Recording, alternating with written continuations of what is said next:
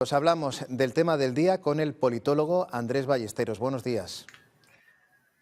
Hola, ¿qué tal, Nacho? Muy buenos días. Bueno, te pedimos un titular y un análisis general de todo este episodio insólito que hemos vivido. Bien, bueno, pues por dejar un titular, podríamos hablar de estrategia pírrica, ¿no? ¿Por qué hablo de estrategia pírrica? Pírrica en tanto logra el efecto deseado, ¿no? Que es que se hable de estos temas que él pretendía posicionar, tanto en la carta como ayer también en la rueda de prensa y en la posterior entrevista, ¿no? En los temas de el fango, ¿no? De lo que estamos hablando, de esa derecha mediatizada que es la que está promoviendo los bulos, etcétera, etcétera. Pero a su misma vez es verdad que ha logrado ese efecto, pero también ha logrado el contrario, ¿no? Que es más polarización, que es que las reacciones sean también en un tono, pues, que se está escalando, ¿no? O sea que en realidad ambos objetivos se han cumplido, el deseado y el contrario. Estrategia, no quiero decir que todo haya sido una estrategia calculada, ni mucho menos. De hecho, yo creo que, y esto es algo que he hablado con colegas que lo saben aún mejor que yo y coinciden conmigo, que creo que esto todo lo ha llevado Sánchez en persona y por ello, o sea, con ello también incluyo el hecho de la redacción de la carta del otro día y del discurso también de ayer por la mañana, ¿no? Porque existe muy poco contenido político en esos textos, ¿no? Al contrario de lo que se podría imaginar. Sánchez, yo creo que lo haya querido hacer así o no, sus actos van a tener unas consecuencias, ¿no? Unas consecuencias claras a nivel, evidentemente porque es el presidente, pues tiene unas consecuencias a nivel institucional, a nivel gubernamental, a nivel de opinión pública también.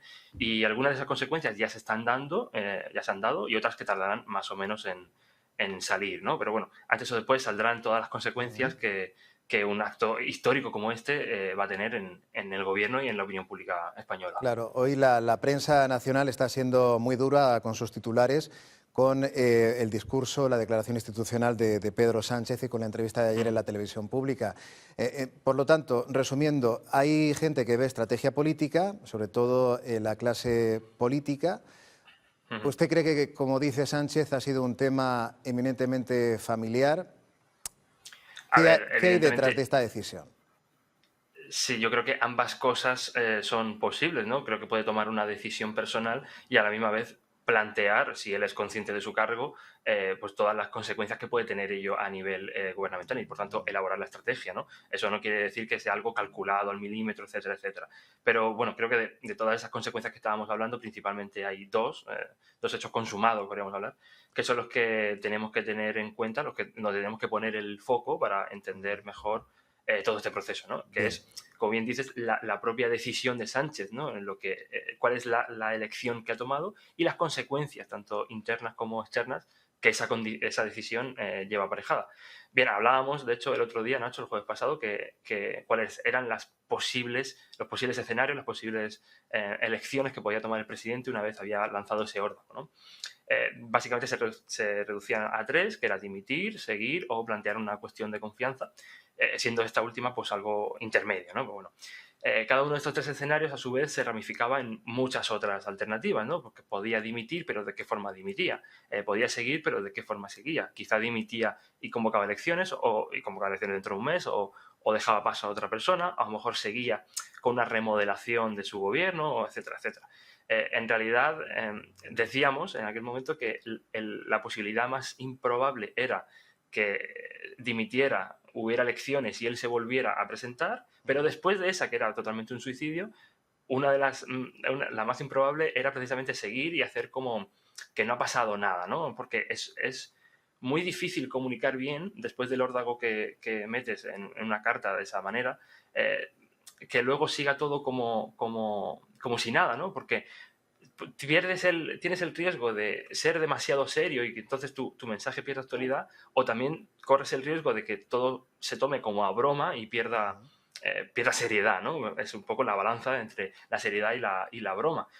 Sí es verdad que ha enunciado un plan contra la desinformación, contra el fango, contra las noticias falsas, contra los bulos, el lawfare, etcétera, etcétera, pero Aunque eso pueda ser en un momento determinado realidad, se pueda materializar en medidas concretas, creo que lo que ayer pedía el cuerpo, ¿no? Lo que ayer pedía la comunicación era sacar toda esa artillería, ir a lo concreto, no en generalidades, ¿no? Y yo creo que Claro. dejó pasar esa oportunidad y esa decisión de Sánchez creo que es importante para saber dónde estamos hoy, ¿no? También. Claro.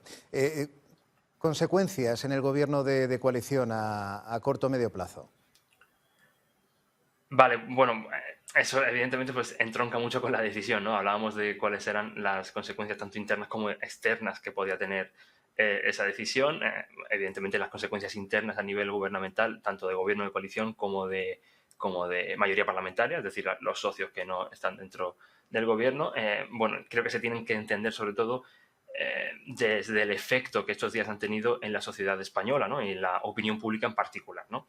Si por algo se ha caracterizado el Partido Socialista en toda la historia de la democracia reciente es que, salvo momentos, breves periodos de tiempo, su agenda comunicativa, su agenda mediática, ¿no? Es la que ha ido marcando la agenda comunicativa del país, la agenda política del país. Siempre ha sabido muy bien cómo salir del encuadre, cómo romper el esquema del resto de partidos que le querían adosar y posicionar su propio encuadre por encima, ¿no? Esto, para que se entienda, es básicamente que el partido de fútbol comunicativo se juegue en el campo favorable a mí, ¿no? En este caso. Esto es algo que continuamente los gabinetes de comunicación están intentando posicionar, ¿no? Y como digo, el Partido Socialista siempre se le ha dado muy bien, salvo un breve periodo de tiempo en la democracia española.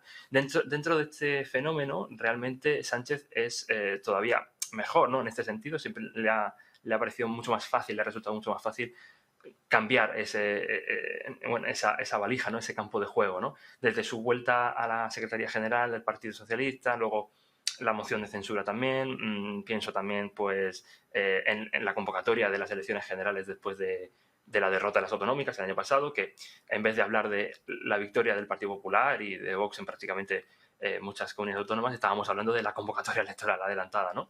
Pues bien, este episodio, lo que ha pasado hoy, está a esa altura, es un hito de ese calado, ¿no? Porque hace escasamente una semana, Nacho, nos conectamos, y una de las últimas conexiones que hicimos, ¿de qué estábamos hablando, no? Estábamos hablando de la victoria de Bildu, estábamos hablando del refuerzo del Partido Socialista, ¿no? Estábamos hablando, otra parte de la sociedad está hablando de amnistía, de un gobierno sin presupuestos, etcétera, etcétera. Ahora ya eso se ha ido por el sumidero, ¿no? Eso ya se acabó. Es verdad que esos debates volverán antes o después, pero de momento el tablero del ajedrez ya se ha volteado, ¿no? Y eso va a tener un impacto directo en las relaciones internas en el gobierno de coalición y Claro. en su mayoría parlamentaria.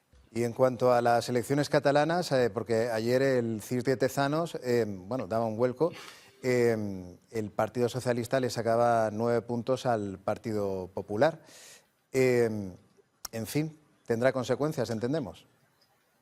Sí, evidentemente, si entendemos que la posición, los temas que se van a tratar en campaña van a cambiar sideralmente, también van a tener un impacto directo en lo que son los resultados, en lo que es el desarrollo propio de la campaña, etcétera, etcétera. Yo creo que todos fuimos conscientes en el momento en que sale la carta que ese hecho, que el propio hecho de la carta, iba a eclipsar un poco la campaña de las elecciones catalanas, que justo empezaba, ¿no? Porque fue justo en esos mismos días. Pero es que el hecho es que este tema ya ha trascendido, ¿no? Y ha eclipsado el debate público no solo en Cataluña por las elecciones, sino también en toda España, ¿no? Y de hecho lo estábamos viendo hace 5 minutos aquí mismo con las reacciones de los líderes políticos de la región de Murcia, ¿no? Con un López Miras que sigue su estrategia de confrontar con Sánchez directamente, con un Vélez que apoya directamente a Sánchez, con una María Marín que continúa esa estrategia de Podemos de es bueno pero no suficiente, etcétera, etcétera. Bueno, entonces, bueno, por volver un poco a las catalanas, el impacto general que va a ser el que estábamos hablando, ¿no? El cambio de los temas que están en el día a día, con un Partido Socialista de Cataluña que se ve además en prácticamente todas las encuestas como ganador. Yo cogería, sí que es verdad, con pinzas el CIS por la rapidez en la que se han llevado a cabo el trabajo de campo, pero volviendo a un PSC intentando hablar de esto, ¿no? De estos temas que Sánchez ha intentado posicionar, y una fuerza soberanista que van a intentar salirse de ese encuadre, ¿no? Que van a intentar volver a autonomizar la campaña, ¿no? Y no nacionalizarla tanto en un contexto en el que no es beneficioso para ellos. Ajá, bueno, pues veremos, porque todavía queda más de una semana de campaña electoral en Cataluña. Última pregunta, porque es cierto que veníamos de una gran crispación política después del discurso institucional de ayer de Pedro Sánchez. parece que las posturas están mucho más enconadas. ¿Se han superado, se han traspasado ya las líneas rojas del debate político? Es difícil decir eso porque, aunque no lo parezca, siempre hay un hueco para un poco más, siempre se puede apretar un poco más la llave, siempre hay una cosa más que se puede decir. Lo comentábamos la semana pasada, que precisamente el hecho de que se empezara a hablar de familiares es un hito distintivo, ¿no? Es un indicador claro de que algo está pasando, ¿no? Comunicativamente en este país, porque normalmente esa suele ser una línea roja, ¿no? Una de las grandes líneas rojas, verdaderamente. Entonces, esa ya se ha pasado y sí que es verdad que todavía queda cierto margen para seguir aumentando el fango, por así decirlo, pero que es verdad que estamos también un poco al límite, ¿no? Claro. Volviendo un poco a esa estrategia de Sánchez, ¿no? Haya querido él o no haya querido él o no verdaderamente crear esta estrategia, en realidad, como decía antes, además, es algo pírrico, ¿no? Es una victoria comunicativa, ya que podría haber sido mucho más aplastante, ¿no? O sea, él ha conseguido posicionar, como he dicho, un doble objetivo, el que quería y el contrario. Entonces, a corto plazo sí que es verdad que es una victoria, es algo que, por el simple hecho de que el tablero de ajedrez se haya volteado, que estemos hablando de esto, ya es una victoria, pero que al mismo tiempo la victoria podría haber sido mucho más aplastante y, sobre todo, yo creo que necesita acciones concretas para mantener esos temas, ¿no? Esa Claro. estructura comunicativa, ¿no?